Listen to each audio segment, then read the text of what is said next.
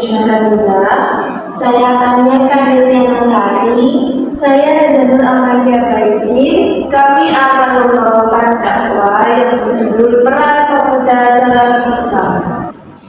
Assalamualaikum warahmatullahi wabarakatuh. Segala puji bagi Allah, Tuhan semesta alam. Salawat serta salam senantiasa tercurah kepada Nabi Muhammad Sallallahu Alaihi Wasallam, keluarga, sahabat, dan seluruh pengikutnya hingga hari kiamat. Hadirin yang dirahmati Allah, pada kesempatan kali ini, marilah kita merenungkan sebuah topik yang sangat penting, yaitu peran pemuda dalam Islam. Pemuda adalah aset berharga bagi umat dan bangsa. Mereka adalah harapan masa depan yang akan meneruskan perjuangan Islam. Keberhasilan suatu umat sangat bergantung pada kualitas pemudanya. Jika pemuda berpegang teguh pada nilai-nilai Islam, maka kejayaan akan terwujud. Namun, jika pemuda jauh dari agama, maka kehancuran suatu bangsa hanya tinggal menunggu waktu. Islam sangat menaruh perhatian besar terhadap generasi muda. Al-Quran dan hadis banyak menyebutkan kisah-kisah pemuda yang memiliki keimanan kuat dan menjadi teladan sepanjang zaman. Salah satu kisah yang paling masyhur adalah kisah Ashabul Kahfi, yaitu sekelompok pemuda yang mempertahankan iman mereka meskipun harus bersembunyi di dalam gua selama bertahun-tahun. Allah Subhanahu wa taala berfirman dalam Al-Qur'an, A'udzu billahi minasy syaithanir rajim. Bismillahirrahmanirrahim. Innahum fityatun amanu bi rabbihim wa zidnahum huda. Artinya, sesungguhnya mereka adalah pemuda-pemuda yang beriman kepada Tuhan mereka, dan kami tambahkan kepada mereka sebuah petunjuk. Quran Surah Al-Kahfi ayat 13. Ayat ini menunjukkan bahwa pemuda yang memiliki keimanan kuat akan senantiasa diberi hidayah oleh Allah Subhanahu wa taala. Mereka adalah pemuda yang tidak mudah terpengaruh oleh lingkungan yang buruk, tetapi justru menjadi pelopor dalam mempertahankan kebenaran. Dalam sejarah Islam, kita dapat melihat bahwa banyak pahlawan Islam berasal dari kalangan pemuda. Mereka memiliki semangat juang yang tinggi dan tekad kuat dalam membela agama Allah. Ali bin Abi Thalib, sejak kecil ia telah masuk Islam dan menjadi salah satu sahabat setia Rasulullah Sallallahu Alaihi Wasallam. Pada usia muda, ia bahkan rela menggantikan posisi Nabi di tempat tidurnya saat hijrah ke Madinah demi menyelamatkan beliau dari rencana pembunuhan kaum Quraisy. Usama bin Zaid, di usia 17 tahun, ia telah ditunjuk oleh Rasulullah Sallallahu Alaihi Wasallam sebagai panglima pasukan Islam untuk menghadapi Romawi. Padahal di dalam pasukannya terdapat sahabat-sahabat senior seperti Abu Bakar dan Umar bin Khattab. Bismillahirrahmanirrahim. La tuftahanna al-Qustantiniyah fala na'mal ghayru amiruha wala na'mal jayshuha. Yang artinya, sungguh Konstantinopel akan ditaklukkan. Sebaik-baik pemimpin adalah pimpinannya, dan sebaik-baik pasukan adalah pasukannya. Hadis riwayat Ahmad. Kisah-kisah ini menunjukkan bahwa pemuda memiliki peran besar dalam agama Islam. Jika mereka berpegang kepada agama, maka mereka akan menjadi pembawa perubahan bagi dunia. Hadirin sekalian, di era modern ini, pemuda menghadapi tantangan seperti pergaulan bebas, budaya hedonisme, kecanduan media sosial, dan jauh dari nilai-nilai agama. Oleh karena itu, ada beberapa peran penting yang harus dijalankan oleh pemuda muslim. Yang pertama, menjaga keimanan dan ketakwaan. Pemuda muslim harus menjaga akidah dan ketakwaan kepada Allah Subhanahu wa taala.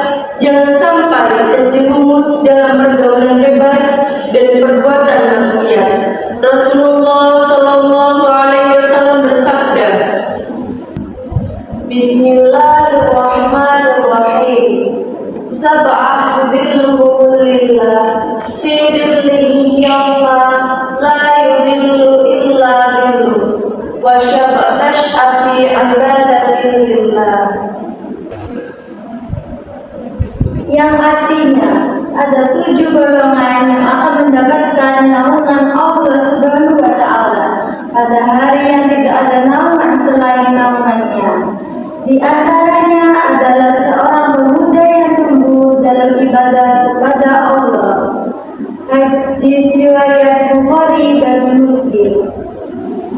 Hadis 7 golongan adalah hadis yang menyebutkan 7 golongan umat Islam yang akan mendapatkan naungan dari Allah Subhanahu wa taala pada hari kiamat. Golongan yang mendapatkan naungan dari Allah Subhanahu wa taala yaitu yang pertama, pemimpin yang adil, jujur, dan bisa memimpin diri sendiri.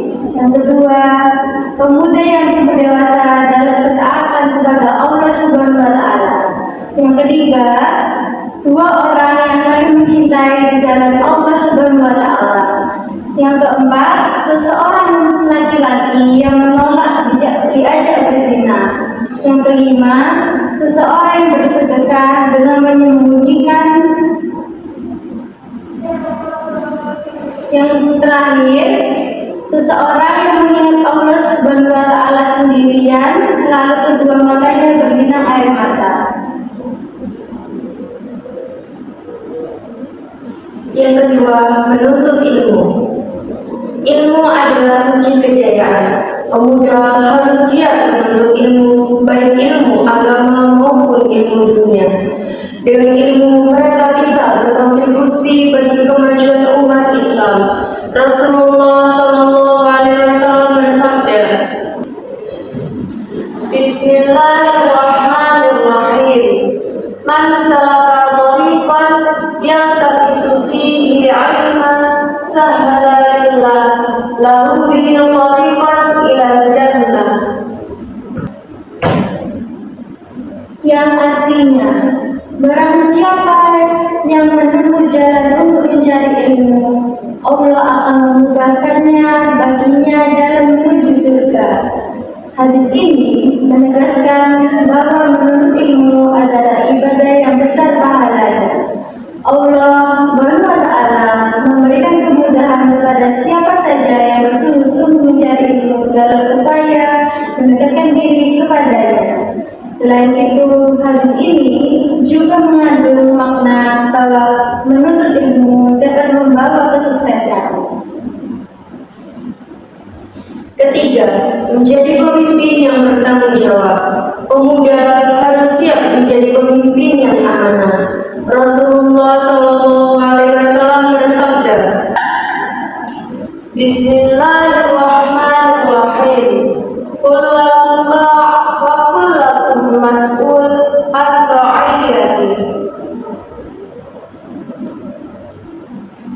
Yang artinya, setiap kalian adalah pemimpin dan setiap kalian akan dimintai pertanggungjawaban atas kepemimpinannya.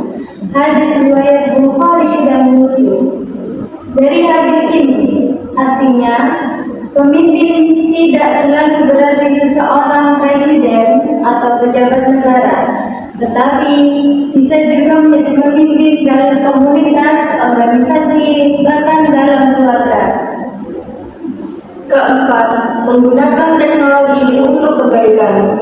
Di era digital ini, banyak pemuda yang terjebak dalam hal-hal yang sia-sia di media sosial.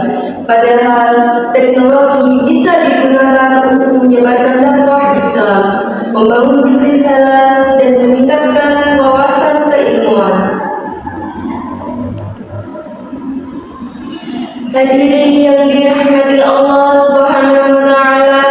pemuda adalah harapan umat Islam. Jika mereka memiliki iman yang kuat, ilmu yang luas, dan akhlak yang baik, maka kejayaan Islam akan terwujud kembali. Jangan biarkan usia muda kita terbuang sia-sia dengan hal-hal yang tidak bermanfaat. Marilah kita menjadi pemuda yang berkontribusi bagi agama dan bangsa. Semoga Allah Subhanahu wa Ta'ala menjadikan kita pemuda yang teguh dalam iman dan senantiasa berada di jalannya. Amin ya Rabbal Alamin. Sekian yang dapat kami sampaikan. Summa